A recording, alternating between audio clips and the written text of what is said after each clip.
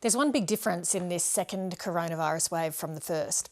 The last outbreak was mostly brought on by travellers from global hotspots, whereas it now looks like the spread is taking place in essential services, particularly aged care.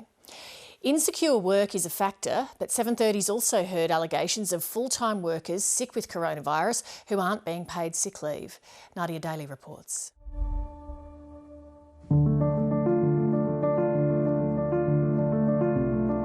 You'll never find a more diverse local government area than Wyndham. 48% of the 275,000 residents that we have are migrants. We've got over 100 countries represented in our city, each of which presents a series of challenges around how you communicate. The city of Wyndham, west of Melbourne, has become one of the nation's COVID hotspots.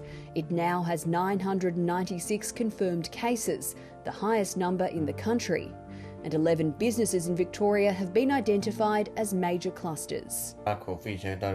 Local Echo is isolating at home after testing positive to the virus. He works at the JBS meat processing factory, where 82 cases have now been linked to the abattoir. When I got home at night after work, I got a fever and took medicine. I went back to work on the 13th, and on that day, our workplace was told to get tested for COVID-19. I had a bit of a cough at that time, so I took the test, and the next day, the result came stating that I was positive. Echo says his employer JBS has been deducting annual leave instead of sick leave for the weeks he's been at home with the virus, even though he's a permanent full-time employee. I have more than 100 hours of sick leave. I saw that they did not count my days off from my sick leave.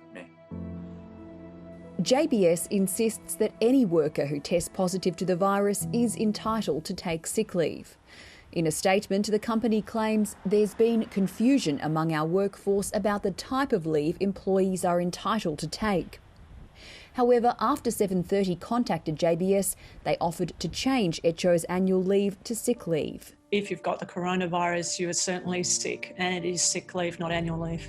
The individual worker, especially when they're insecure and especially when they don't have English as a first language, they are so vulnerable to being exploited, exposed, getting infected. It's those workers that are now becoming the fodder, really, for the coronavirus pandemic. The majority of cases in this latest outbreak are being spread throughout workplaces in essential industries like abattoirs and aged care, where working from home is impossible. The Victorian Premier is imploring workers to stay home if they have symptoms and has offered an emergency payment of $1,500 for workers who are required to isolate with COVID but do not have paid sick leave. Too many people are still going to work. But Sally McManus from the Australian Council of Trade Unions says it's not so straightforward for many workers who are on casual contracts or don't have paid sick leave. People who are insecure workers who don't have sick leave also can be sacked at will. Insecure work is driving the second wave that's occurring. In a statement, Industrial Relations Minister Christian Porter told 730 he's working to identify links between unpaid leave and workplace transmission in consultation with the ACTU. 65-year-old Koori shares a house with 8 other family members across 3 generations. They all got COVID a fortnight ago.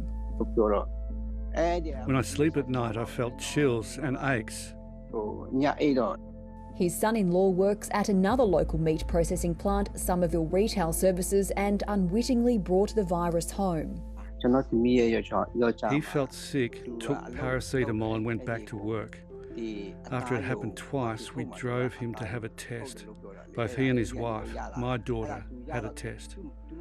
Our whole family went for tests. We were tested positive. After 2 weeks at home, Koori and his family are mostly feeling better.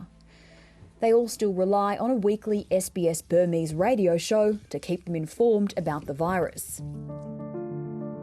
We had 2 primary testing sites for drive-throughs. None of them were on weekends. And so we've got workers that really are that disadvantaged. 27-year-old Josh Gilligan is the mayor of Wyndham.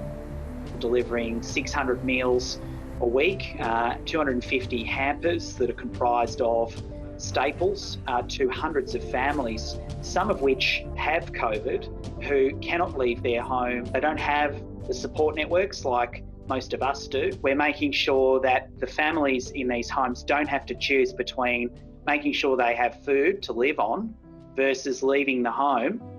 Echo is still recovering from the virus and says he's grateful for the help and supplies he's received from his church and local community. Thank you so much.